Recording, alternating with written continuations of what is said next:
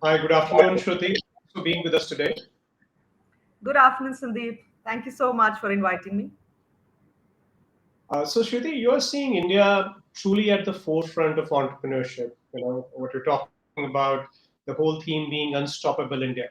And while we all know about Startup India, are there any few initiatives that you personally are really passionate about, something that you think will truly make a difference in the lives of an entrepreneur? Sandeep, I think Startup India initiative is one of those flagship programs that have really taken off well. And today, India is the third largest startup ecosystem in the world. When it was launched in 2016 by the Honorable Prime Minister, we had around 700 odd recognized startups. And today, 6 years down the line, I'm very happy to share that we stand at 65,000 plus startups that have been recognized across the country. And the numbers are just growing every single day. More than 90 unicorns. The year when everybody was struggling with COVID around the world, India gave birth to 44 unicorns in 2021 alone. So the story becomes interesting each year. Some of the key initiatives that were a part of this program were funding startups that were in a stage of commercialization. The government had created a fund of funds. It was 10,000 crore fund in 2016. And today, the kind of success that that scheme has seen is absolutely amazing. We have committed more than 6,000 crore to startups. Around 598 startups have been funded by that scheme. There are a couple of startups that have become unicorns that were funded under the fund of funds. Recently, last year, we launched the Startup India Seed Fund scheme. Under that, we are funding startups that are in very initial stages who need some seed funding. Again, this is a scheme which is of 945 crore, and we are funding startups through incubators.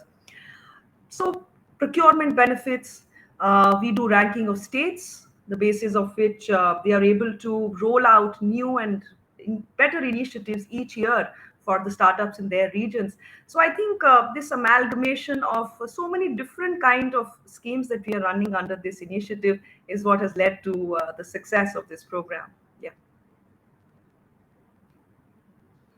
That's awesome, Shruti. So, from your perspective, building a startup is a massive uphill task, right? Founders face tremendous amount of challenges on an everyday basis. Um, but everybody hopes that the regulatory environment becomes easier, the taxation process and everything else to do from a statutory standpoint becomes a little bit more smoothened out. In your mind, and the way you are seeing, are there any specific threads that you see change in the coming year, which you think will probably make the life of an entrepreneur much easier from some of these regulatory, statutory standpoints and things like that? Rightly said, Sandeep, regulatory compliances is one thing which really needs a lot of work. One of our key focus areas of the last few years has been to take inputs from the ecosystem and see how this can be made easier. And more than 50 regulatory reforms have been brought about in the various laws related to the setting up of new business in India, the compliances that new businesses have to follow. A lot of work has already been done.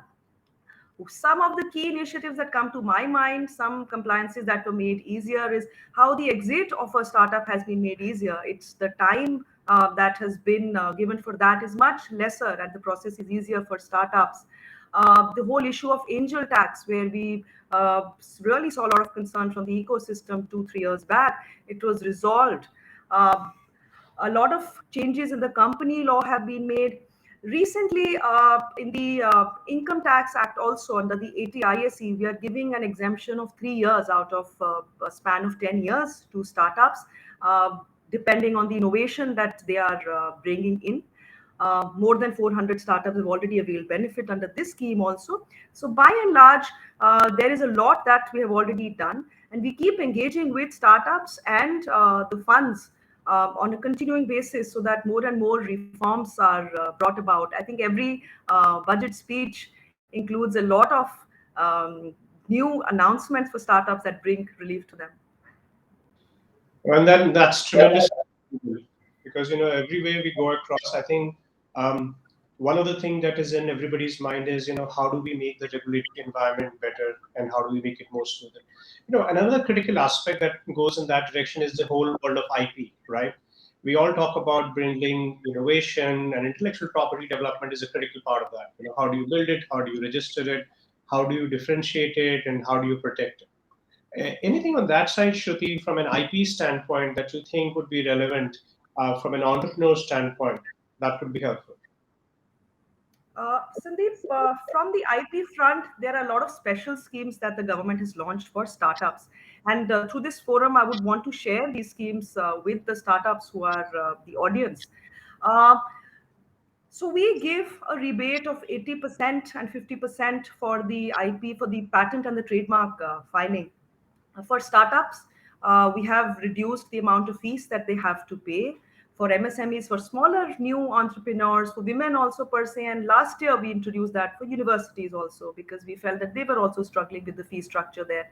And happy to share that today more than 5,900 startups have been able to avail this benefit under the startup IP promotion program, and they have been able to apply through this fast track mechanism where their applications are given priority.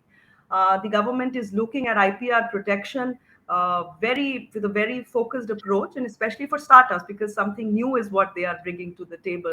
So I really hope that more and more startups avail of these incentives and are made aware through forum like yours. Great, great. Uh, the other aspect, that often gets talked about in the whole world of entrepreneurship these days is this whole world of, purpose, making an impact, making a difference. So, from a government standpoint, do you think there are any specific provisions which might further the cause of, the impact investments or companies which are actually going out and making the difference in the lives of a day-to-day person? Uh, so the beauty of the Indian startup ecosystem is such that they are solving challenges both global and local with very frugal innovation. So the cost of innovation, the product, the services that our startups are coming up with are very low cost, and that is what is making them absolutely attractive for any investor, Indian or abroad. Recently, we had launched the National Startup Awards 2 years back. This was launched with a view to encourage to scout for the startups that were coming up with new innovation across social sectors, particularly. The kind of results that came in were absolutely overwhelming. There were people from tier two, tier three cities who have now come into the focus and they're getting a platform where they're able to pitch to the right kind of investors and they're able to raise capital. Um, Through the state ranking framework, we are trying to also promote this ecosystem across the length and breadth of the country.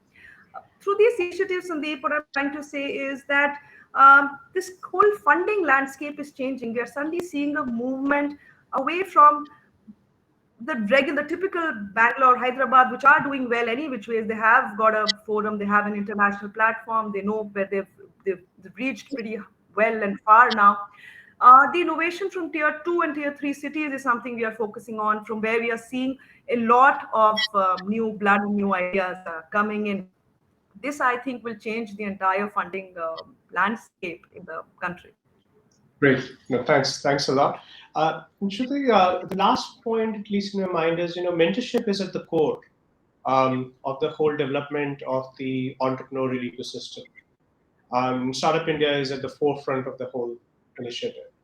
Around the whole theme of mentorship, are there any particular initiatives, any particular threads that you can share with the audience, that they can leverage to kind of further, kind of flourish as an entrepreneur as they go forward?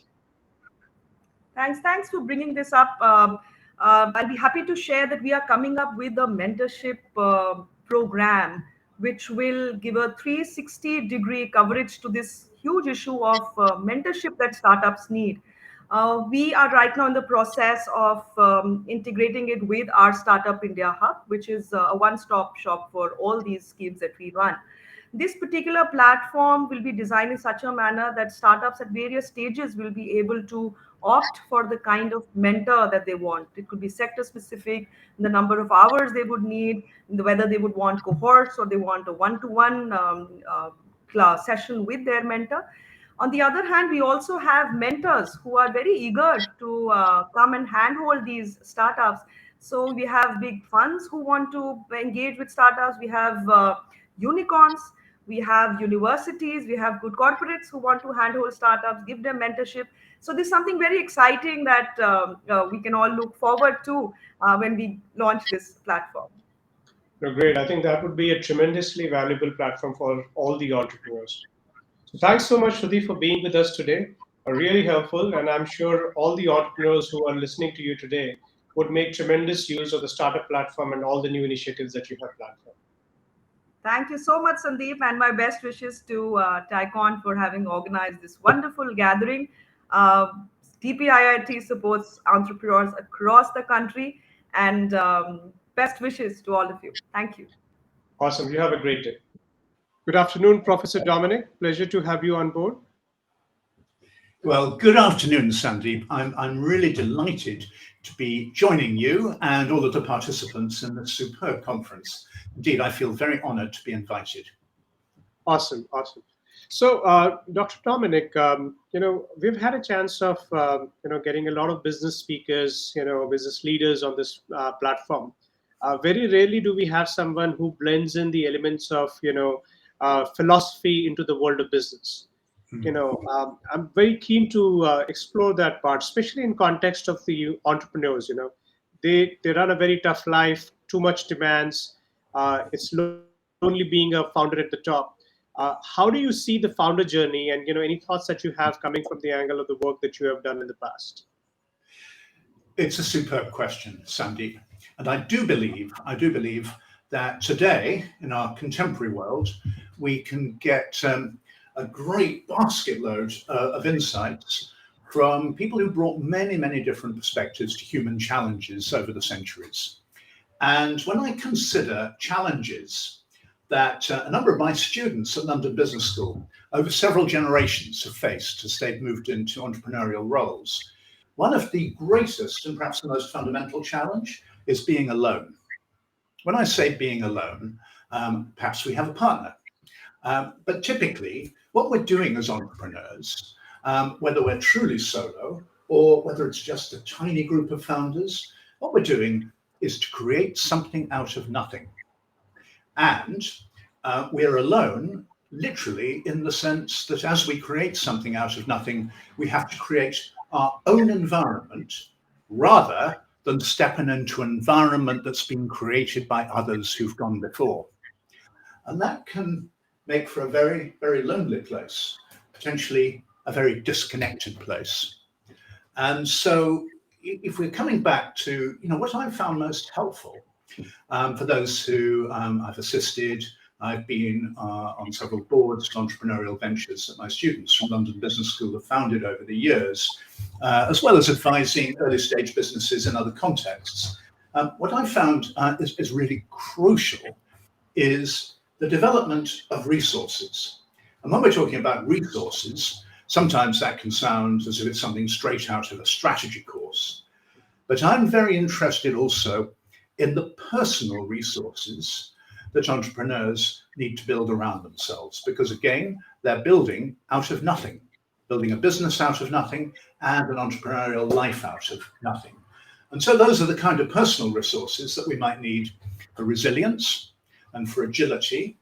We might be looking, for example, at our emotional intelligence and perhaps what we can learn from others who face tough challenges, not just now in the entrepreneurial context, but over the centuries when people have looked to pit themselves against the unknown, against the impossible.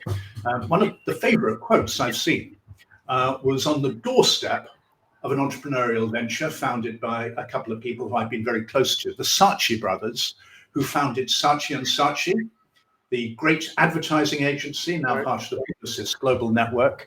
And on the very doorstep of their headquarters, and they've had this from the beginning, were the words carved into the doorstep, "Nothing is impossible."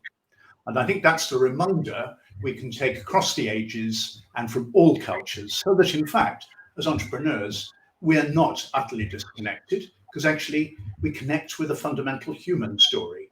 And I believe that stories generally, but particularly that kind of story, is what can give us inspiration and lend us courage and indeed awaken our imagination of possibility. Thank you. Thank you so much, Professor Dominic. But just taking the context in today's time, um, when crisis has almost become a part of an entrepreneur's life, there are so many changes which are happening on an everyday basis. From global events to the macroeconomic events to the health events and so on and on. Do you think the resilience takes a very different blend, given the fact that when there's a time of crisis, the leadership needs to behave in a different way, and hence our founders probably need to look at life in a different way? Absolutely.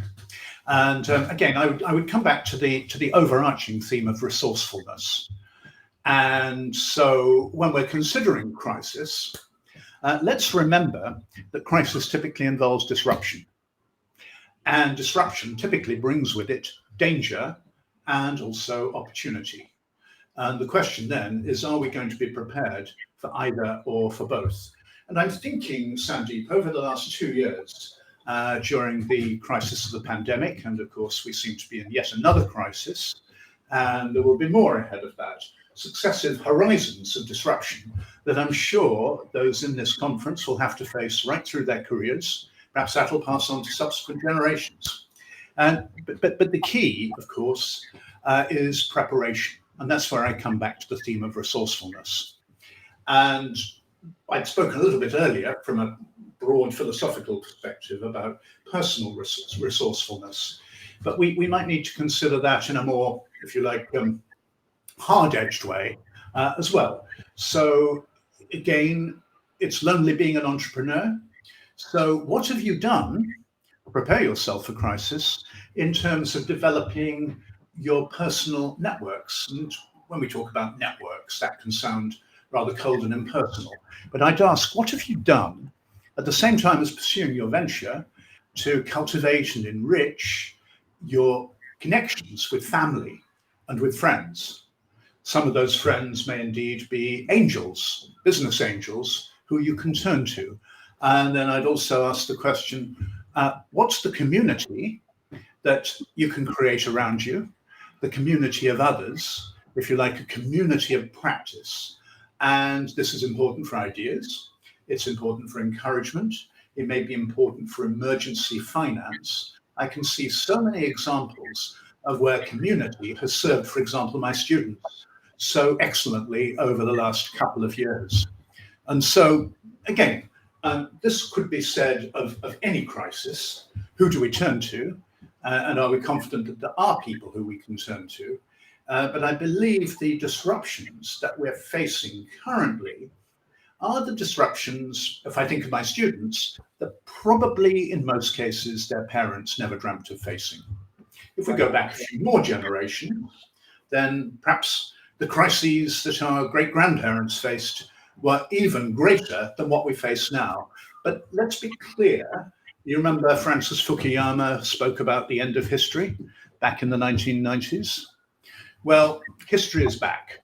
And that, I believe, is, if you like, the keynote for any discussion of crisis right now. So it's extending the discussion of resourcefulness.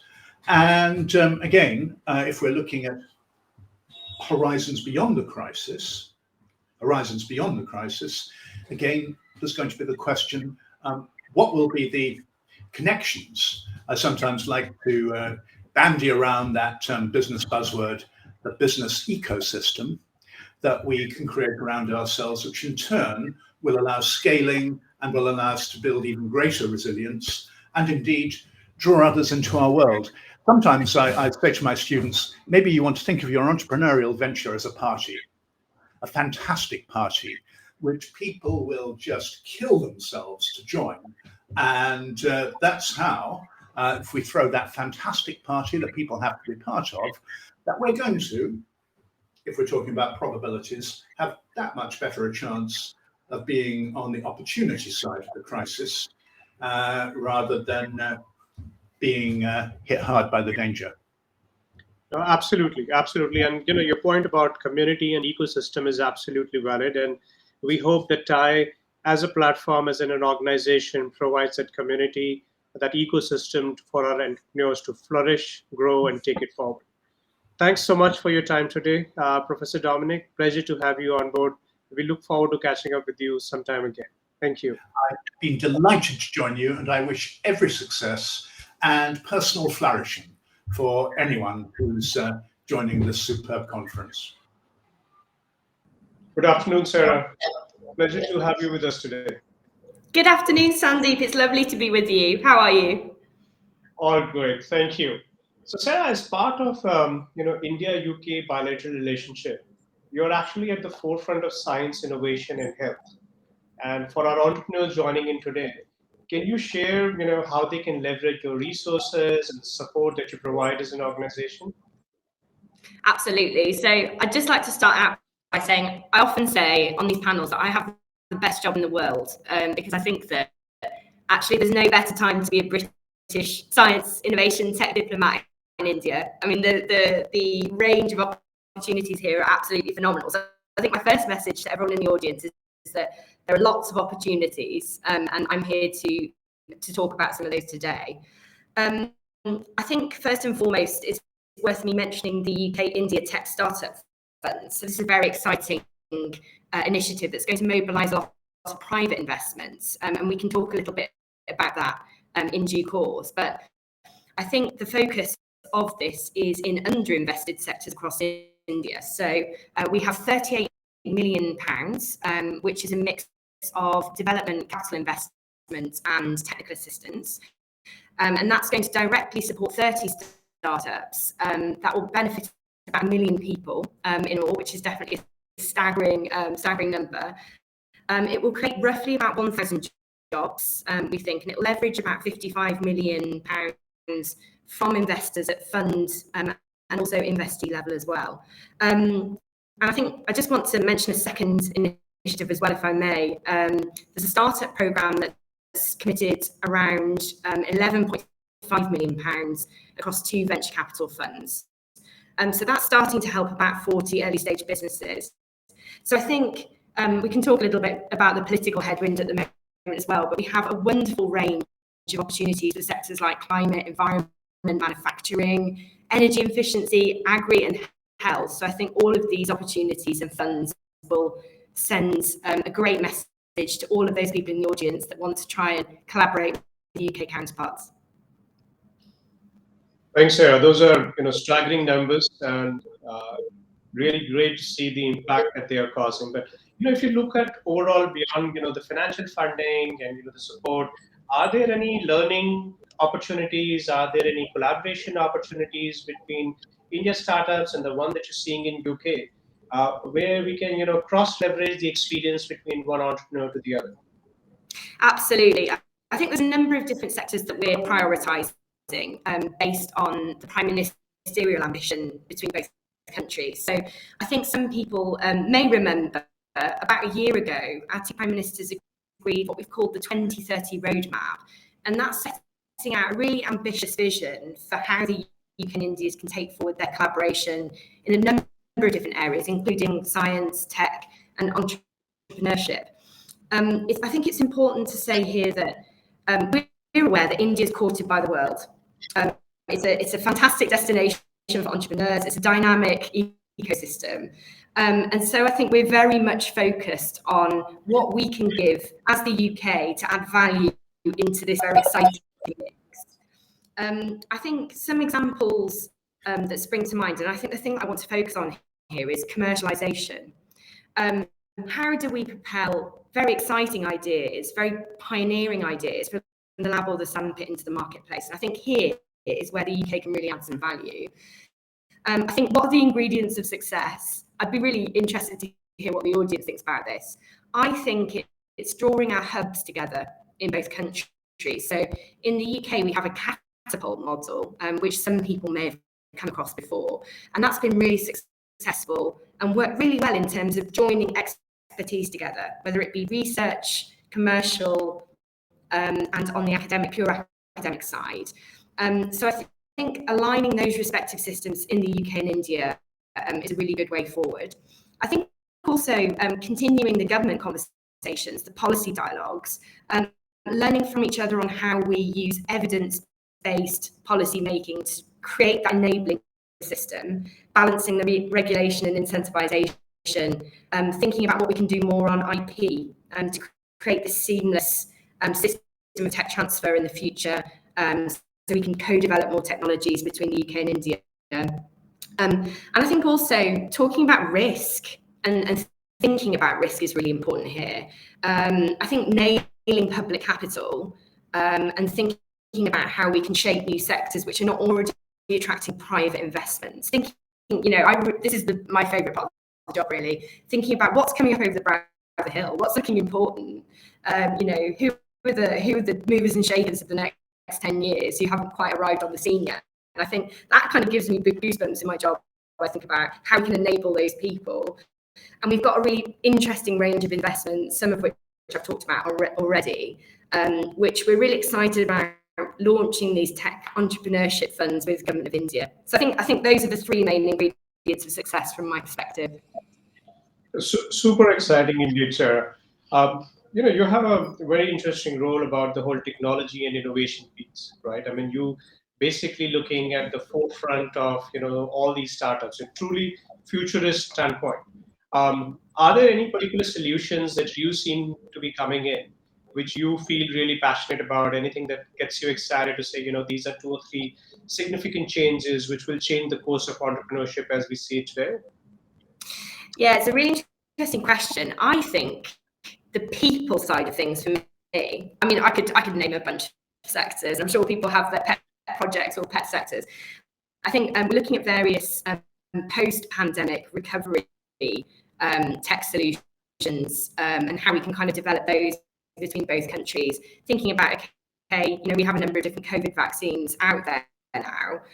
Can we look at innovative forms of delivery, cost-effective solutions and that type of thing?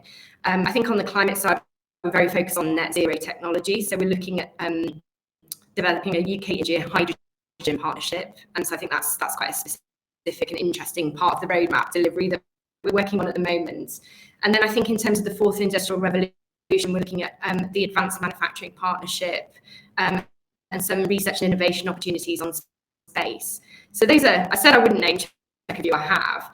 I think what I really want to talk about here is we've got a very big part of the roadmap that's dedicated to what we call connecting our people. And it goes without saying that there's a huge connection between the UK and India. A lot of shared ideas. People are, starting businesses on both sides in both locations. And I think the idea of mentorship and using role models is really important here. Looking at companies that have either started in India and are now investing in the UK, or are working with research bases in the UK, or vice versa. So we've got some really exciting groups that are looking at how we can develop more public-private research partnerships. In terms of mentorship, the question of how we develop a dynamic talent pool between the two countries, there's actually an objective on boosting opportunities for women in the fourth industrial revolution in the roadmap, which I think that's super exciting. So we're looking at opportunities there, but also simply, I think, creating a fair space for talent to percolate through both of our systems and hopefully go back and forth between the two countries is really important. So we've actually joined together with TiE, which is a really fantastic initiative on mentoring, which we're very proud of. And that at the moment is reaching out to about, I think, several hundred India startup founders and really helping them using that mentorship opportunity to help scale up businesses.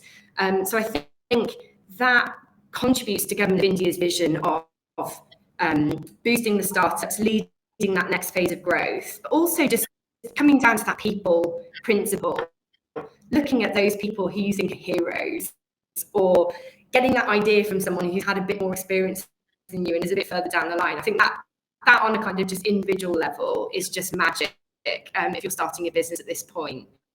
So hopefully that gives you a picture of where we want to take this. No, absolutely, Sarah. And I think the core that you talk about, from a mentorship and guidance standpoint, I think that actually is one of the strongest points for even TiE as a platform in terms of what we offer to all the entrepreneurs, to our community, including the event today. So really, really thankful to you for sharing your views and perspective today. We Brilliant. look forward to having you again with us sometime very soon. Absolutely. So you have a great day, and thank you all the panelists for making it today. Your guidance is truly, truly appreciated.